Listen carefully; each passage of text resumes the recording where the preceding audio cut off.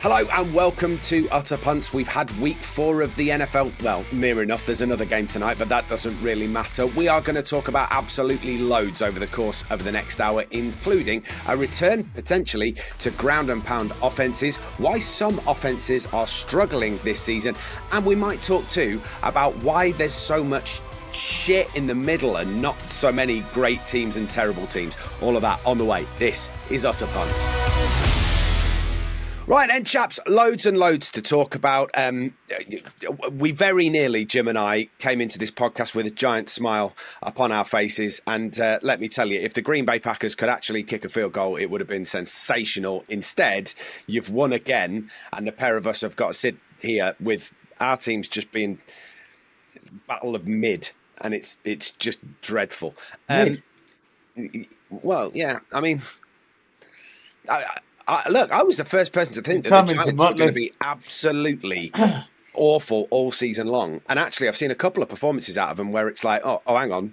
They're not as bad as I thought they were going to be, but they are no better than mid. No better than mid. How was your weekend, Jim?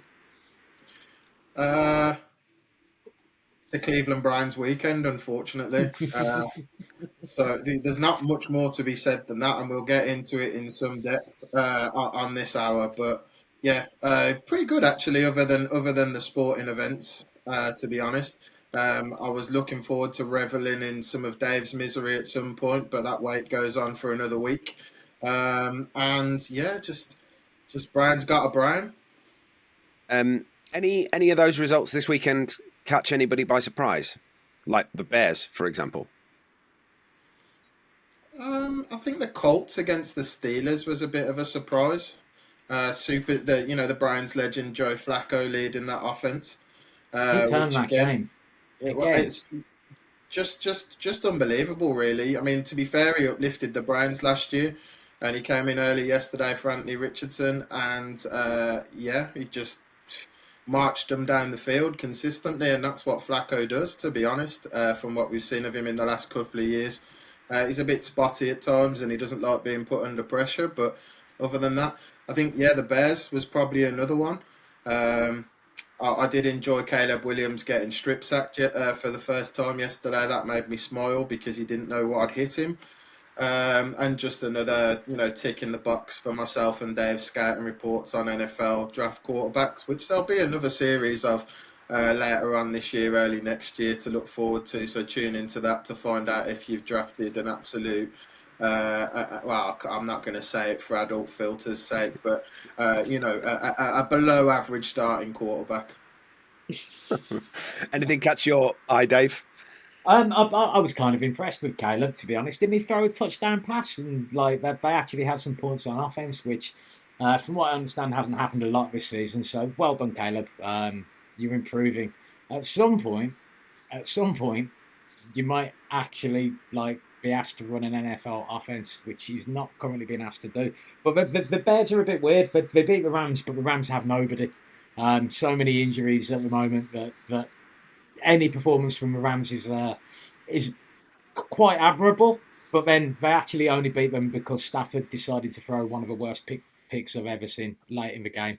And quite honestly, the Bears are 2-2. I think they're lucky to be 2-2.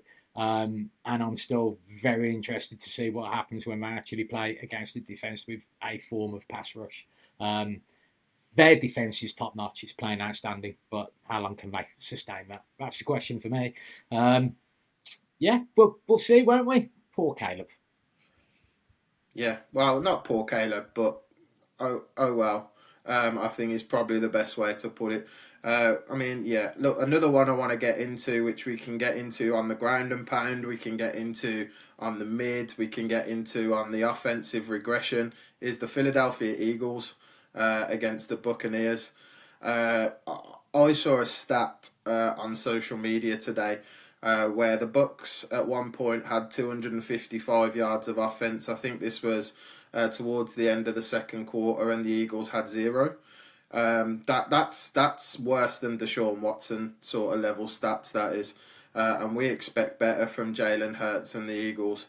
So there is obviously a pretty significant concern going on. I think they were prematurely celebrating that all of their prayers had been answered by Saquon Barkley. But ultimately, it's proving that, as we'll get onto the ground and pound side, but it's becoming more and more imperative to stop the run. And if you're playing the Eagles, if you stop the run, it looks like you stop the entire offense.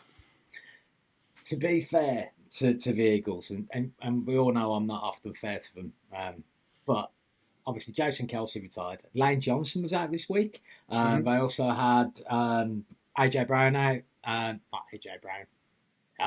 Devontae Smith and it is AJ Is Brown. AJ Brown, yeah? Yeah. For some reason, when AJ Green popped in my head, and I thought I was getting names confused again. But yeah, so I mean, they're a hell of a trio to be without. But I had Dallas Goedert there. He didn't seem to get that much production, and they were very reliant on Saquon Barkley. And what I did notice was Hurts couldn't really get that much going with his legs either, which is worrying because that's their normal sort of like backup. Is if nothing's happening, Hurts, who's really really quick across the ground and knows when to run and where he needs to get to in order to extend a drive, just wasn't there for it. I've got a question about Jalen Hurts' potential regression, and that is, given how fast that Jason Kelsey snapped the ball, and given how much protection Jason Kelsey offered Jalen Hurts, how difficult do you think it's been for him to get to grips with a new centre? I think that's a really good shout. I think there's that mechanic, definitely. But there's also the fact that I think that Kelsey was calling an awful lot of protections for him. And that's kind of key. Without having that like old man there, Jason Kelsey is younger than me, right? But without having that that old man in the middle of the O line there, who's seen everything really. Hurts is having to work things out for himself. He's also got another new offensive coordinator this year, so it's going to take a little bit of time, I think, for Jalen Hurts to find himself again. Also, we know he's been carrying an injury for at least 2 years, and I really don't understand why he's not taking the time to get these knees fixed up. And unless the alternative is a year out and he doesn't want that, I just don't know. But for me, he was a good quarterback. They've paid him an awful lot of money, and they need to see him start to show that he's actually coordinator proof, if you like, that he can run any system. Yeah, I mean, Oh, sorry, Liam. So I was going to ask you a question, Jim, and that was, I'd like to see the stats for how many snaps Jalen Hurts has taken under centre this season compared to how many he took under centre with Kelsey in the side. Yeah, I think that's a valid point as well, to be honest. I think when you look at, we go to the changing centre. We spoke about it, I think, last week in a little bit of depth around, centres calling the protections and all of that piece, especially with younger quarterbacks. Hurts he's still, you could still class him as a younger quarterback in this. But when you've had, probably a Hall of Fame centre in Jason Kelsey, and you're basically switching that out for where they're at now, there's going to be teething issues. Lane Johnson out as well. But I mean, when we get onto the offensive struggles piece in the show, that's going to be, we're looking at some really strong offensive lines from the last 2, 3, 4 years. Cleveland being one of them, the Eagles being another, that they've either had some turnover or not had some turnover and are just getting old, and they're not holding up I'll pile on quarterbacks as much as the next Browns fan, but ultimately, if you can't keep them upright for more than 4 seconds in a pocket, then there's a significant issue. And the thing with with Hurts, he's taken a lot of deep drops. His tackles are having to go back quite far against some pass rushers. And ultimately, I think he's taking more under centre this season than he probably is last season because of the addition to Saquon Barkley and the ability for play action and to hand it off. I think they'd be best served running out of the shotgun, personally. And it remains, we're 4 weeks into the season, so nearly a quarter of the way through, believe it or not. And it's just a case of, people are having to figure out what works. A lot of these quarterbacks didn't play in pre-season at all. Pre-season's been significantly devalued in the NFL community. But, you look at let's take the Vikings and watch Dave smile about it. But ultimately, Sam Darnold played in those preseason games, and he got some, built some rhythm with not necessarily Jefferson, who didn't play much, I don't think, but with some of the second tier receivers, and Aaron Jones was a late addition to that squad as well. But ultimately, that there's a lot to be said for chemistry, and to be honest, what we'll discuss in a minute is how if there's no offensive rhythm, there's really no offense in the NFL, and the best team in the league at the moment at offensive rhythm is the Minnesota Vikings. So it's. But one of the things we're going to talk about is the fact that there's been a lot of suggestion that the NFL is returning to the run game. You've got Harbaugh coming back in with the Chargers. Obviously, they're running the ball most of the time at the moment. But then Justin Herbert is like he's got multiple injuries and he's just pretty much there to run the offense anyway. How different that will be if he was fully fit right now, no one really knows because it's Harbaugh. But the truth of the matter is, for me, the teams which are still being successful are the ones who are actually showing multiple threats. And not being one-dimensional. So the Vikings offense has kind of taken off this year. One of the big changes that's been made is the fact that we invested in the running back position, and Aaron Jones has come in, and to be honest with you, it doesn't look that different with the O-line that he's running behind to what previous running backs have run behind. But the difference is when he gets stopped at the line of scrimmage, he makes an additional effort and turns what would be a no gain or a potential loss into a 2-yard gain and just keeps you ticking over. I think it was Mel Kiper who said that he wanted to get rid of too high safety shells because it's stopping teams from passing. Well, run the bloody ball. Like, if people keep dropping back into too high safety shells, run the ball and get good at it. And there's a certain team which is now 2-2, which started 0-2, who invested heavily in their run game. Derrick Henry's now looking like an absolute beast for them. And for me, the biggest transformation that's actually given the Ravens is the fact that they're no longer reliant on Lamar Jackson to make the runs with his legs. And it might actually save him and keep him healthy for later in the season when they're going to need him to be able to throw the ball. So for me, it's this whole thing. The NFL comes in cycles. We know this. Teams are looking to zig when others are zagging. You can't just change the rules. If you want to change the rules just to get offense, don't watch flag football. Like for me, defense, pure defense, is what makes the NFL great because a great offense will overcome that, and it means more when they do. I want both sides of the ball to have equal opportunity to be influencers of the game, and at the moment, most rules are already stacked in the offense's favour. So more rule changes, it would just ruin the game. It's been quite a high scoring season so far, hasn't it? When you look at some of the results that have been coming out. Actually, the only low scoring game that we saw this week, I think, was probably the Jets, wasn't it? They lose 10-9 in the end. Everything else has got more than 25 points in it, 35 points in it. It's crazy to see what's happening. I'm not sure any offense needs more help to get going. In fact, we probably need to even the playing field a little bit. Well, you know what I would say when we look at it though, what you're seeing is quarterbacks now this season so far are throwing for a lot less yards than what you'd expect and what we've previously seen. So, there's one big. A lot of people will look at a good quarterback day as 300 yards. Just through the air alone, whether that's in garbage time, that includes garbage time, yards, and all of the rest of it.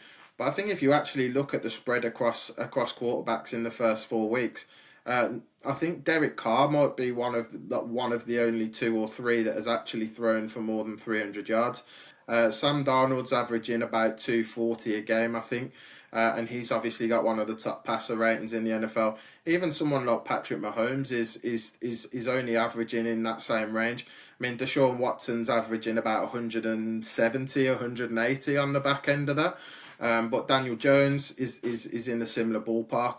But we're just not seeing what we're used to seeing from an NFL perspective in terms of quarterbacks dicing up defenses with deep balls. There's been a few, but there's not been many sort of 80-yard touchdowns through the air. There's been a few rushing ones, but not really anything to go on that. Have you boys? Did you boys happen to catch a little stat which popped up? I think it was on Red Zone during the Jets game, just before halftime. It popped up that between them, Aaron Rodgers, Lord Aaron Rodgers, absolute legend of the game, and Bo Nix had generated. Guess how many yards of passing offense between them cumulatively in that first half? Have a guess, 100. Liam. Want to have a guess?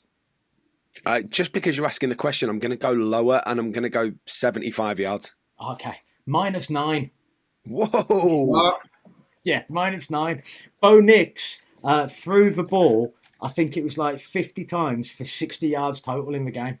No, I think when I saw his complete, it was about 12 of 28 or something like that. Sorry, he only threw for 60 yards in the game. Yeah, he did only throw for 60 yards in the game, but that's becoming more and more. I mean, if you look at the Raiders yesterday, they ran all over the Browns. They more than doubled their offensive output for the season from a running back perspective. Gardner Minshew, wasn't good, but they won in spite of him, and I think that's what we're seeing now. Is it's really weird. We've got moved to a place where we're paying wide receivers $35 million a year, and the passing attack is either regressing or defenses and cornerbacks are getting better. I think it's a combination of the two.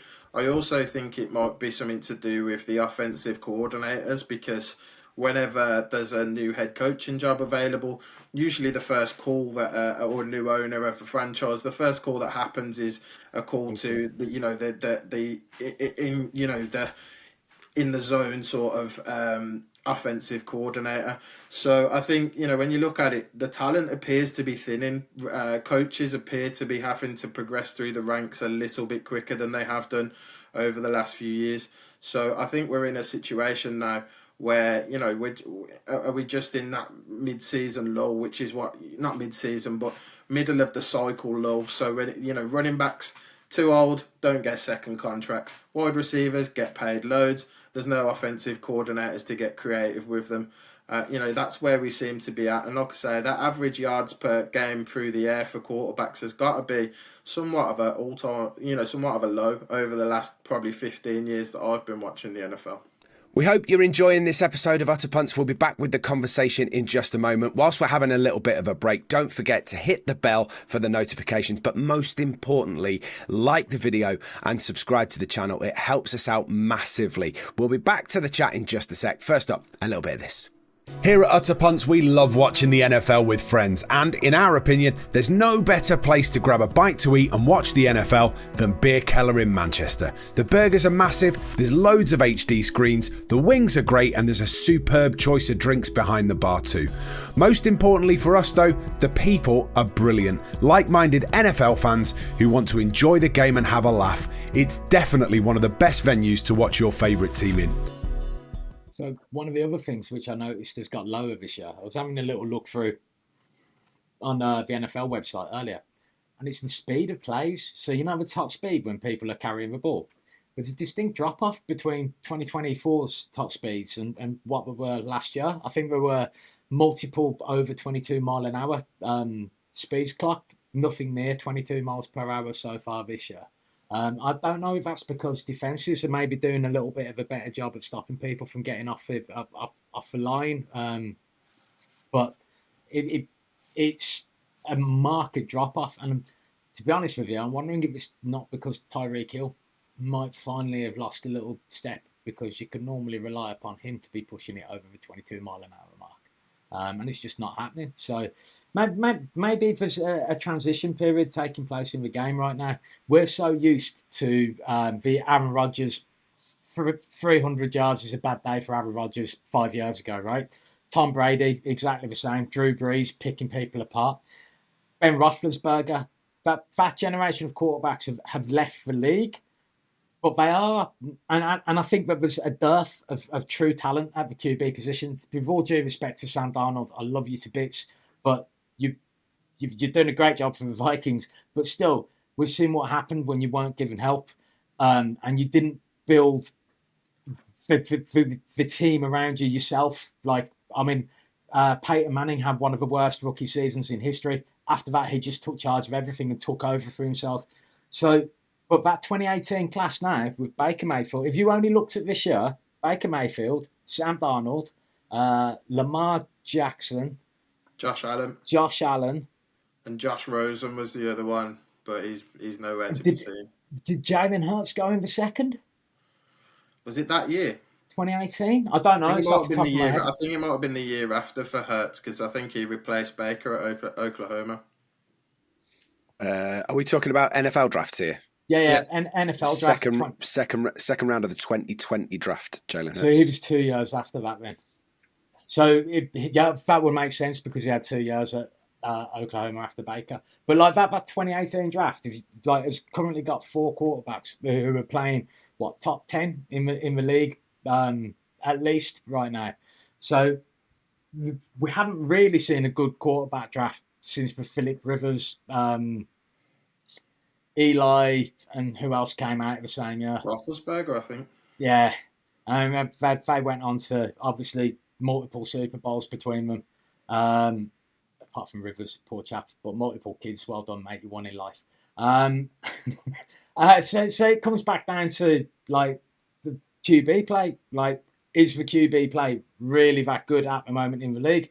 And if you want to see a team who basically says, right, okay, this is what my QB can do, and I'm going to build everything around that QB. Jaden Daniels is looking pretty damn special right now. Yep. And I think most of the scoring, like when you made the point earlier that it's been high scoring, haven't made past 40 points 2 games in a row. And I don't think Washington had done that for years previously. So if ever, I'm not too sure. So what they've done with him is just gone, right, what you can do is you can do a first read, you can keep the play alive, and you're electric with your wheels. And right now he's looking like he's quicker out to the touchline than Lamar. Huge comparison to RG3 on this one, though. Yeah. I think the big thing with Washington, look, we might as well get into it, the ground and pound, the offensive line, all of the rest of it. Washington doesn't have big names on their offensive line, but yet they seem to be relatively steady. Jaden Daniels got the wheels to get that out.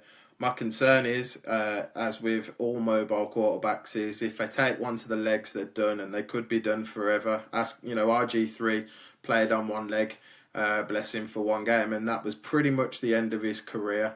After he did that, with Kirk stepping in and getting cut and all the rest of it. So we look at the ground and pound pieces. Washington's got a decent running back that doesn't allow the safeties to sit deep and go 2-on-1. They're not in, he's not facing 8 in the box in every piece, which is freeing up his wheels, his running back wheels. But also it's just been he's been good. He looks he's what you'd expect Caleb to be based off what the hype was prior. With Caleb having a much better receiving core than what Daniels has got at his disposal. So I think when you look at it, ground and pound, it's the way to open your offense, but you've got to have an offensive line that's capable of run blocking and pass blocking. The Washington seem to have that at the moment. Other teams don't. I'm just going to chuck up some rushing stats so we can just have a little look at them as we're talking about this, lads. So we'll start with the rushing leaders so far this season. So you can see Derrick Henry there leading the way on 480 yards. But then maybe some names that you weren't anticipating hiding in there as well. Obviously, you kind of expect Derrick Henry. You kind of expect Barkley and Kamara.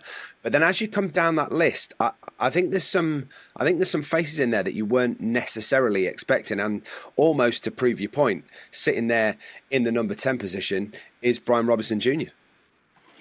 For sure. And I mean, yeah, like you say, when you look at that list, Derrick Henry, for me, is a bit old as a running back, but ultimately, if that line's blocking for him, ground and pound, if he's from 480 rushing yards in 4 weeks. So what does that? That puts him on target for about 2,000 yards over the season if he maintains that, which will be big season. It's miracle. That's miracle working for a 29-year-old running back, to be honest. Jordan Mason come from nowhere. Saquon Barkley, big question marks about that injury that he had, but ultimately it shows that the Eagles are run blocking effectively, but apparently they're not pass blocking effectively, as we were talking about earlier. So, You can go into this Kamara's where you'd expect him to be, Jonathan Taylor, Dobbins under the Harbaugh system, Josh Jacobs. For me, bit of a disappointment. Did start to get some work in, but ultimately you're paying him, is it $15 million a year as a running back, or 14 million? So that's a lot of money. Lamar Jackson in there as a quarterback in the top 10 of running backs is almost shameful, and certain running backs should be hanging their head in shame. But let's be honest, we're looking at Chuba Hubbard from the Panthers, and the Panthers are 1-3 and have been 20-25 points down in games with Bryce Young. So I'd suggest that's somewhat of a miracle. James Conner at 12 is a massive plodder from a running back. He's powerful, but he's a massive plodder. You'd expect people like Montgomery, Travis Etienne Jr. to be much higher in this list than they are. Bijan Robinson, that's a 5th round. That's a number 5 overall pick. That I was about to say, Jim, just to draw your attention to it. Like, we've looked at that top 10, and fair play to the players who are in there. But you spend number 5 overall pick on Bijan Robinson. You spend the number 8 overall pick on Jahmyr Gibbs. They're both in year 2 now. Yep. Shouldn't they be producing a lot more when you're spending that kind of draft capital on them? I'm not expecting to see them barely sneaking in not even making the top 20 in Gibbs' case. Admittedly, they've got David Montgomery of the Lions, but the Lions seem a little bit off, don't they, at the moment? Yeah. And it's interesting. I think it shows that they don't, with the Bijan piece, I don't think there's a lot of respect being shown to Kirk Cousins for that. And when you are in that situation and you are stacking the box, Bijan's facing a lot of 8-man boxes when he's running the ball. That's because Kirk Cousins is throwing off one leg. I thought that until I checked it earlier. Guess how many stacked boxes the Falcons faced against the Saints? None. No way. Oh, wow. None. 0. Because I thought exactly the same thing as you, and I went and had a look, and absolutely no stacked boxes. And not only that, Bijan was massively outperformed by Algiers. Oh yeah. Allegria. Can I be really boring and just ask you to explain a stacked box for me? Yeah, so a stacked box is when you have, I think it's 7 or more in there. It's more than 7. So eight defenders on the line of scrimmage looking to stop the run and solely stop the run. You see, it's what you always get in goal line situations, short and one. It's that everyone's sort of facing each other across the box, and you generally have multiple players in that area if you're looking to just defend against the run. At the moment, by not stacking the box, it suggests that the Saints just didn't fear Kirk.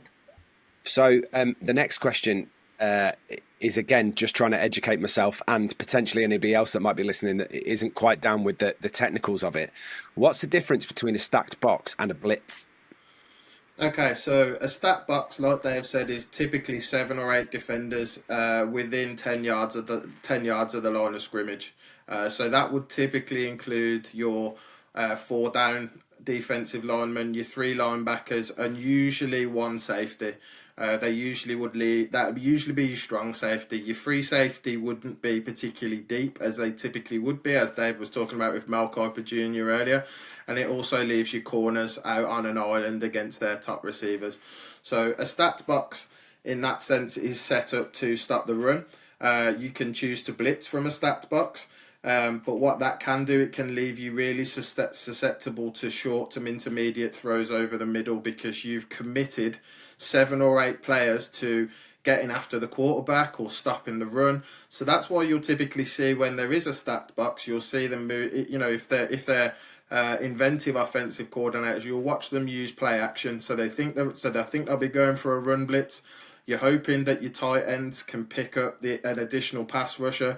Your running back's going to be involved in blocking a potential pass rusher, and your quarterback's got to get that ball out quickly. It's the same principle, blitz, regardless of whether it's from a stacked box or whether it's not, or whether the box isn't stacked, is pretty much the same. You're in kill mode. You're going full speed to kill whoever has the ball. The quarterback has to get rid of the ball quickly, so you typically won't see long set-up plays. You won't be holding the ball 3 or 4 seconds. It'll be more like 1.5 to 2. Snap the ball, throw the ball. Quick slants, short to intermediate passing range.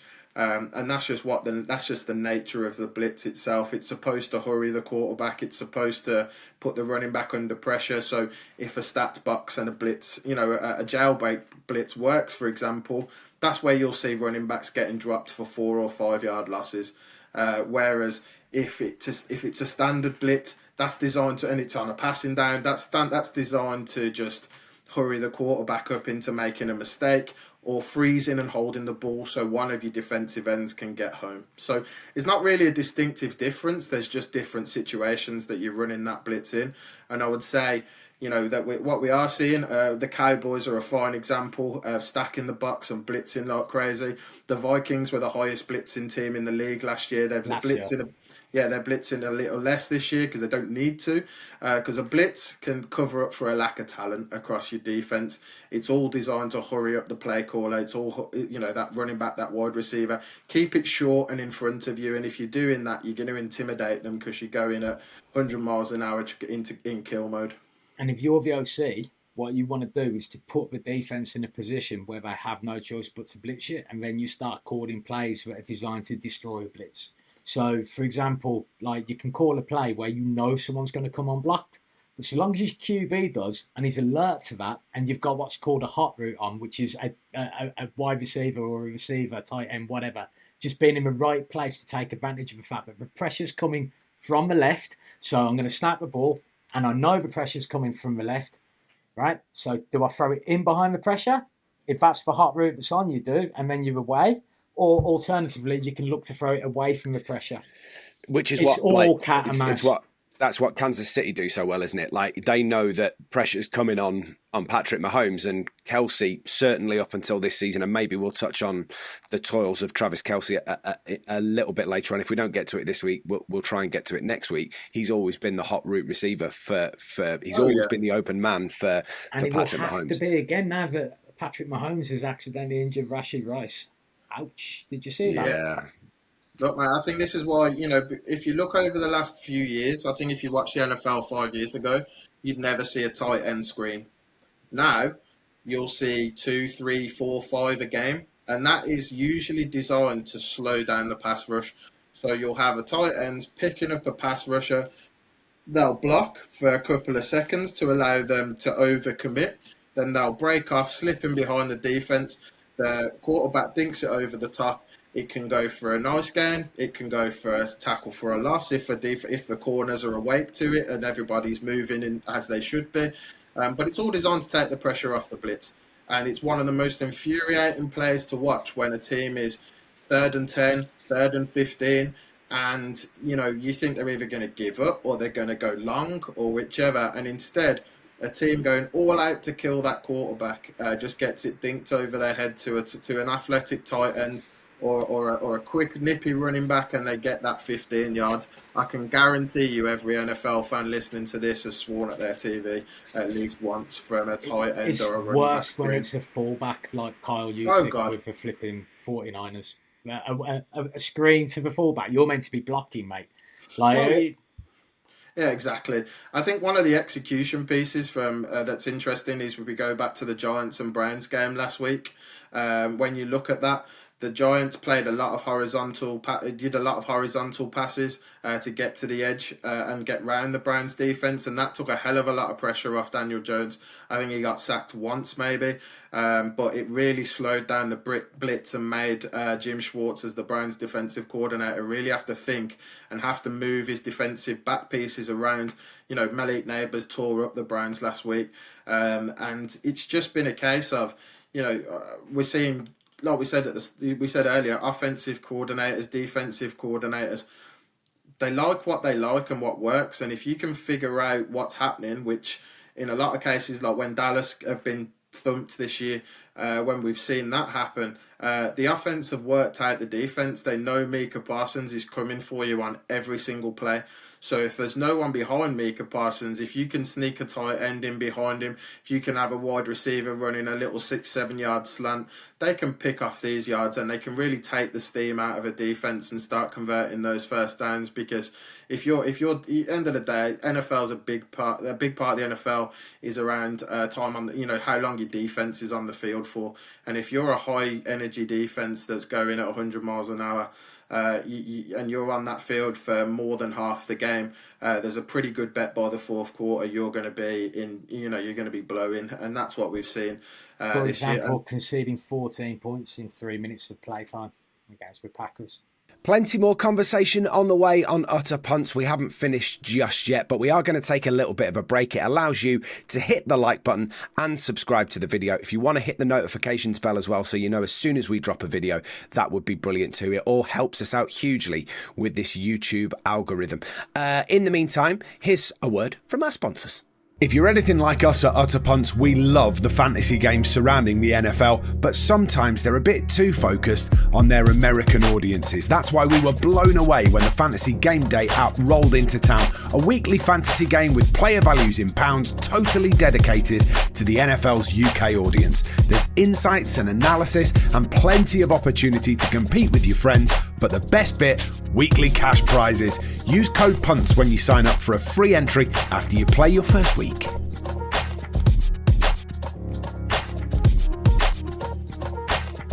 We're talking about the ground and pound side of things. We've got away from that a little bit, but ultimately, the running game is designed to wear defenses down, to make them susceptible to play action. The screen game is to slow the defense down from a pass rush perspective. And I think where people are executing that at a high level, that's really working for them and opening the game up. Whereas teams that are not working, their offense isn't designed that way. I think you're starting to see teams struggle a little bit in terms of that. Running back, the safeties are coming into the box. There's a lot of run blitzes. The Browns, I'll always go back to the Browns because it's the game I watch every week and it makes me sad. But ultimately, I watch these opposing running backs and we start off fine for a quarter, maybe a half, keep them relatively in check. As soon as it gets to that third quarter and if they're leading, you start seeing 18, 20-yard gains go because our defense has been going at 100 mile an hour and Deshaun Watson can't stay on the field for more than 3 plays. So it's all about this, and the running back is ultimately designed to wear a defense down, bring in the safeties into the box, and that opens up your passing game. If there's no respect for your running game, your passing game's never going to work, and that's what the Vikings have fundamentally changed this year, is you have to respect Aaron Jones as a running back, and ultimately, that's creating a lot of opportunities for your wide receivers, and Addison smashed it. It's also exactly the reason that the Giants are performing so badly this season. They averaged, I think, 1.1 yards a carry. Again, that's like the 4th week in a row. And exactly what you've just said. If you can't get your run game going, there's no chance of getting your pass game going either. Why this season? Why are we seeing a return to running plays and ground and pound football this season in comparison to others? It's just, it's right now at that tipping point, right? For me, there's no one way that's better than another. The advantage that the run game gives you is it allows you to control the clock a lot better and to wear out defenses because, basically the clock keeps running, you shorten the game, you're keeping them on there, you're running the ball against them, etc., etc. But there is another way of doing it, and what the league was doing for years, it's only now kind of flipping back to establish the runs to open up your passing game. If they were opening up the running game using their passing game, Liam, it was the total opposite. It was spreading people out wide, getting people to have to go and defend deep, taking people out of the box, and then from there you'd be able to get some yards calling a quarterback draw or just handing it off to your bell cow running back. But it's always something that just comes in cycles. And right now, most teams in the league are better designed to stop the pass. So now, okay, we're having to use the run game to get you out of that formation. And you've also got this weird culture with NFL defensive coordinators, which is if you're running the ball at 5 yards a carry, they think that's good. They don't have a problem with it. What they don't want to give up is the explosive plays. And I think fundamentally and philosophically they're wrong, and they need to be putting the squeeze on the run game first and foremost and being able to switch between the two. Because if not, you're just going to keep having your team run on, and eventually they're not going to have any gas left. So with this idea that so long as we start the explosive plays, which I think was proliferated largely by Fangio and Zimmer between them. Both those guys like the bend and break defense. They like to basically let you move the ball on them so long as they're not giving up points, so long as it's taking effort for you to get down the field on them. And if they can hold you to a field goal, they're happy. Other coordinators are now switching to the right, it's all about takeaways. And that's what Green Bay do. Green Bay are all about takeaways. And through the threat of the takeaways on the run game, on the passing game, they get you to a point where you're having to commit to the run, and then they challenge you in the run game, and they're constantly looking to tear that ball out. That Green Bay defense with their new coordinator, I can't remember his name, it looked really good, and they had Jair Alexander out injured as well. So it's always a matter. Context is so key. So when you've got imbecile, I call him an imbecile. Mel Kiper is a legend. He did what everybody's dream is going to be, right? He basically turned himself into having a career by looking at other people's draft prospect reports and forming an opinion. Well done, mate. That's unbelievable. We're trying to change the rules to make it even easier for offenses. No. It's meant to be a chess match, and if you take that element away by rigging it too much in one favour, you ruin the product. See, I think this is to do with when we look at the offensive line talent coming out in recent drafts. When you look at college football is predicated on the run game. Whether it's mobile quarterbacks, whether it's superstar running backs, whether it's whoever in that sense. And as a result, these offensive linemen that are coming out in the draft over the last, specifically, let's say 3-4 years, just out of interest, can you name a superstar one from the last 4 years of the draft?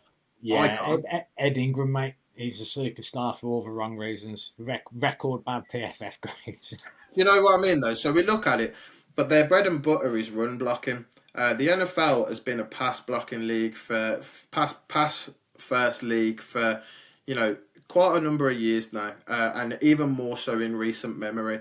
We're trying to put square pegs in round holes in a lot of respects. In some of the cases where the passing attacks aren't working as you'd expect.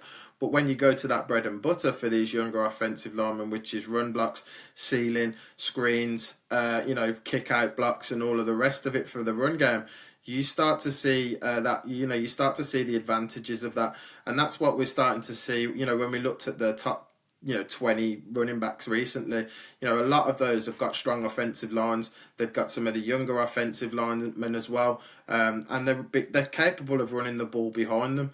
There are pass protectors that are coming out in the draft, but then they're getting. Your welcome to the NFL moment is typically facing Myles Garrett one-on-one, or TJ Watt one-on-one, or either of the Vikings pass rushers one-on-one, or someone along those lines. So they're not really there's a lot of pressure on, and people, especially now with $35 million wide receivers, there's a hell of a lot of pressure on younger tackles coming out in the draft. And to be honest, I think the smart offensive coordinators are actually trying to take that pressure off them by passing less and going to their bread and butter and the running back piece. And that's why we're starting to see some of the historically good offensive lines. The Browns have had a great one for years. There's three interior Pro Bowlers on that starting offensive line and then a Pro Bowl right tackle. So they're no joke, but they gave up 7 sacks against the Cowboys. They gave up 6 or 7 against the Giants. They gave up 4 or 5 yesterday. I think Deshaun Watson's been sacked 20 times in 4 games. Didn't you lose your O-line coach in the summer though as well? Yeah, Brian Callahan followed. Where's he gone? He went to the Titans with his son. Bill Callahan went to join Brian Callahan at the Titans. Really? Probably the best offensive line coach in the league, and the number of missed blocks that we're seeing from the offensive line under Andy Dickerson at the Browns is terrifyingly frustrating to watch.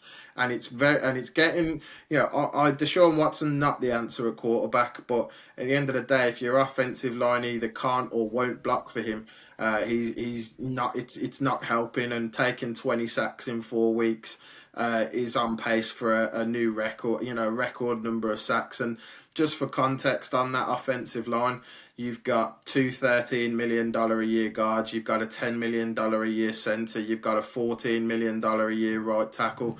And yeah, there's been injuries and in and outs and stuff like that.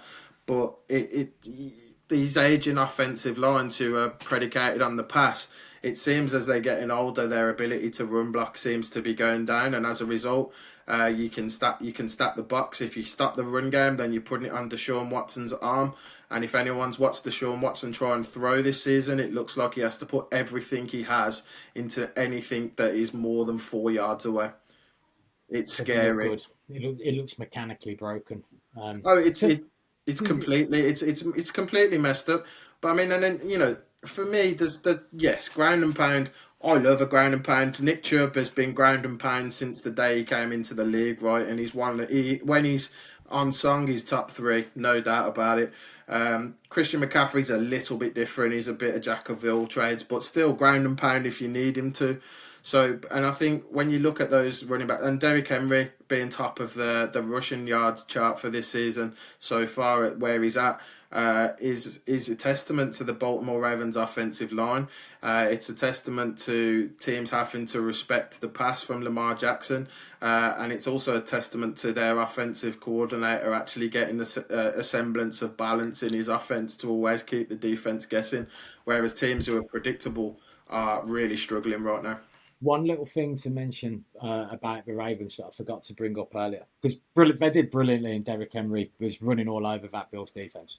But what the Bills are predicated to do, which speaks to what we've been talking about in terms of having the right personnel to stop a particular team and context being key, they always play out of nickel, which is where you don't have a third linebacker on, Liam. You have an extra cornerback. And of course, cornerbacks are a lot smaller than linebackers. And for whatever reason, they didn't get themselves out of nickel or dime, which is another thing where you're basically swapping out linebackers for additional defensive backs. Yeah. So it's kind of, when you're looking at matchups across the league, before the game, when you look at how dangerous like the Baltimore Ravens offense was going to be running the ball, you would have thought that they came up with a specific plan for that offense.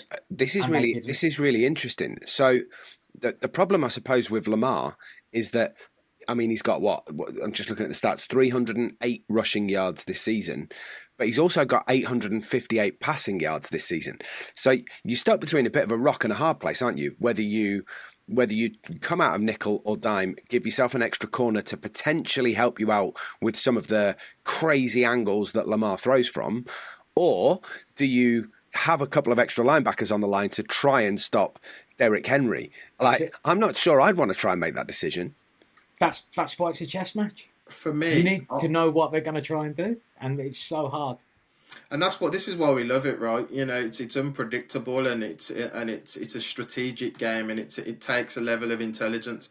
And I think the thing when we look at Lamar over the last few years, you've had to respect his arm, you've had to respect his legs. You probably had to respect his legs a bit more than his arm. I think this year there's maybe a little bit too. The Bills definitely showed too much respect in that sense.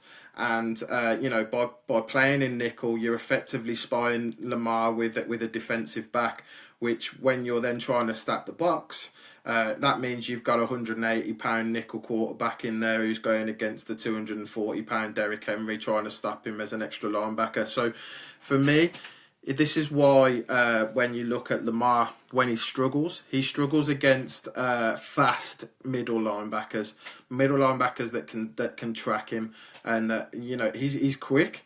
But ultimately, it's typically over a short distance. If you've got a linebacker, you need to stop Lamar. You need a linebacker that runs a 4-4. If you've got one of those and can spy him effectively while also being able to plug the run game, then that's when you're onto a winner. Trying to solve the Lamar Jackson problem and then subsequently the Derrick Henry problem in the rushing game with a nickelback is it's stunning to watch, because you're looking at this little skinny. It's like looking at the little skinny kid at school who's about to get absolutely annihilated by the 15-stone prop forward in rugby. We all used to love watching that happen, and we still love watching it happen in American football. But you've just got to feel for that kid. He's quite quick and he's a nice guy, but sorry, mate, Derrick Henry is going to be running through you and you're going to be dangling off his legs for that. And it's all because you've given Lamar Jackson so much, so much respect. Quick note on the Ravens that's really surprised me this year. Mark Andrews' lack of usage is a huge one for me. He starts in my fantasy. Is it a huge one for you, Jim? What's that? He absolutely destroys the Browns whenever he plays. But why does it upset you this week? Because I've lost to you on fantasy. Only needing him to score 5 points? Yeah, I know. Which you'd think is a given, but he had that injury toward, last season, came back towards the end. This year, I think he's caught nothing, or maybe 1 yard, or one reception. But look at that stat line for Mark Andrews. 6 receptions for 65 yards so far this season. So that's probably down from 5-6 receptions a game last year to a game's worth of production in 4 games this year. So this is what I mean with teams over respecting Lamar. But that it works both ways, right? And that's the beauty of a multifaceted offense. If you do start the run, you got Mark Andrews. What I find interesting here is just the 1 target for him in the game against the Bills. Is this because he's blocking? Is it because then they're using him as an extra blocker? Isaiah Likely, I think, is a big reason why he's now been relegated to being a blocking tight end, as you say, Liam. They basically drafted an athletic stud of a tight end who's very much can run the routes down the seam. He can hit the flat. He can carry it in a screen. And as Mark Andrews, unfortunately, he's getting older, whilst he's a very reliable set of hands and a very intelligent route runner, he's not a dynamic threat, whilst Isaiah Likely is. And I think that might be why they're routing the ball to him. Though for me, I'd always be going to the more reliable player in the red zone. And I can't think of many better tight ends than Mark Andrews in the red zone.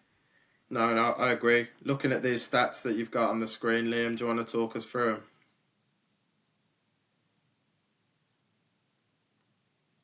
You're muted, brother. You'd have thought that with years of actually doing these online meetings, I'd remember to unmute my microphone. I was just looking at it thinking he wasn't targeted massively in this game. It was obviously something that the Ravens made a conscious decision about. But off just 2 targets, you can see, can't you? 26 yards from one reception.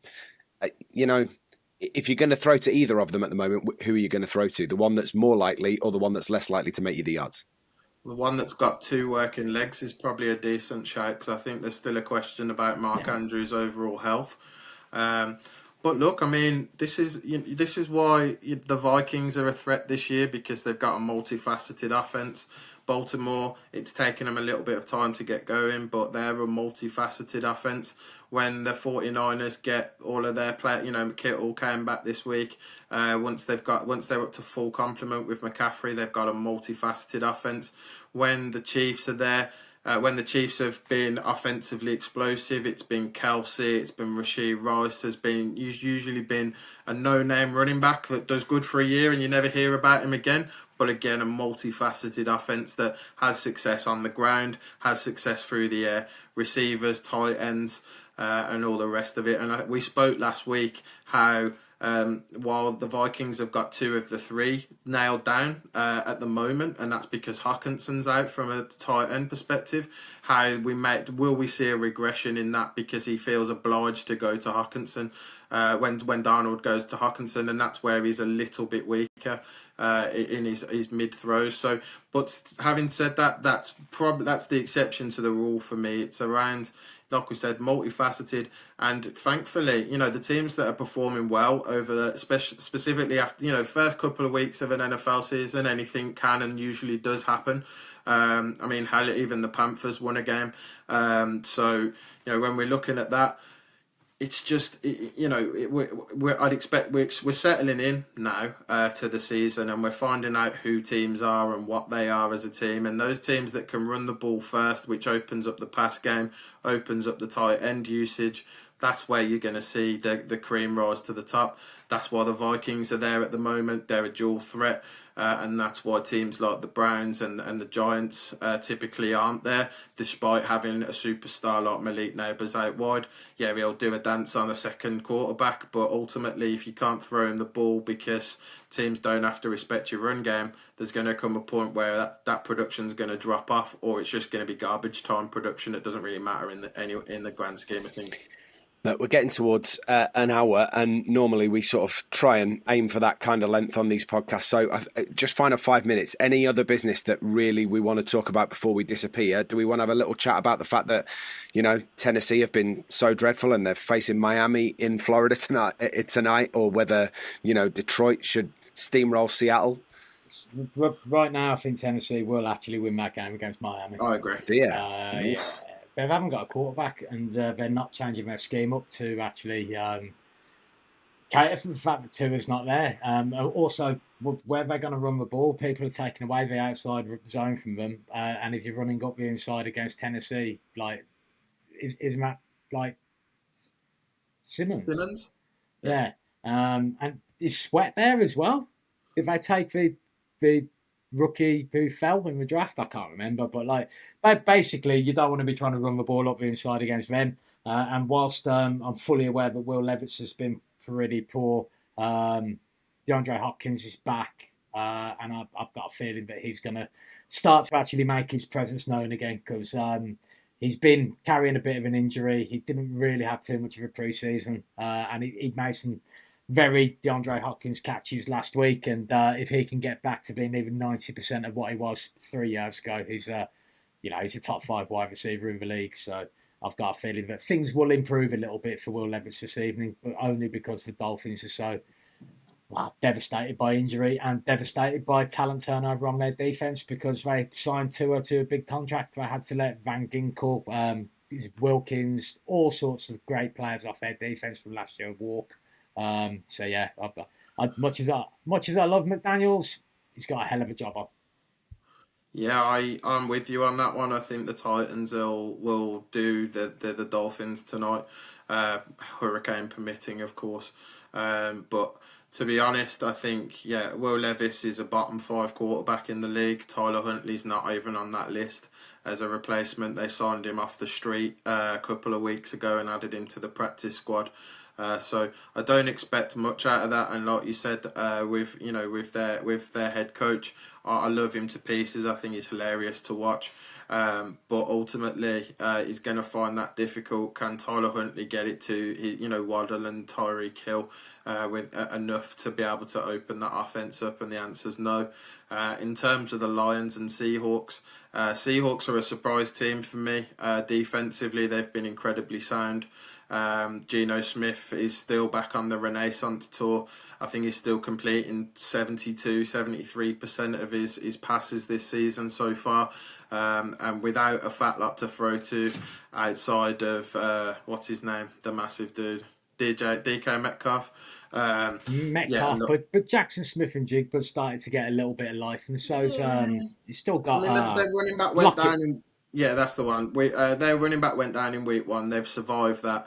I think, like Dave said earlier, the Lions have been a little bit off it so far this year, and I think that should be a pretty good game. It's got the potential to be horribly one-sided either way, because when Goff or Geno Smith are bad, they are really, really bad. But if they're good, then it's got potential to be a high-scoring game between two probably middling offenses, but two very good defenses. Cool. That looks like a really good place to leave it. Next week, we'll try and record on Monday, but are you still away, Dave? We've got Dan's stag do in abroad. Let's not say where it is in case we get absolutely mobbed by anybody. I'll not be here next week, but Ollie will be right. I think. Cool. So no, Dave. I might be hanging out my backside after a weekend away. So we shall wait and see what happens next Monday. But in the meantime, enjoy Monday Night Football, chaps. It's always a pleasure to have you on. Thank you, Dave. Thank you, Liam. Thank you very much, Jim. Cheers. We will see you next week on Utter Punts. Oh. How long did it take him to say goodbye? See you Brilliant. later.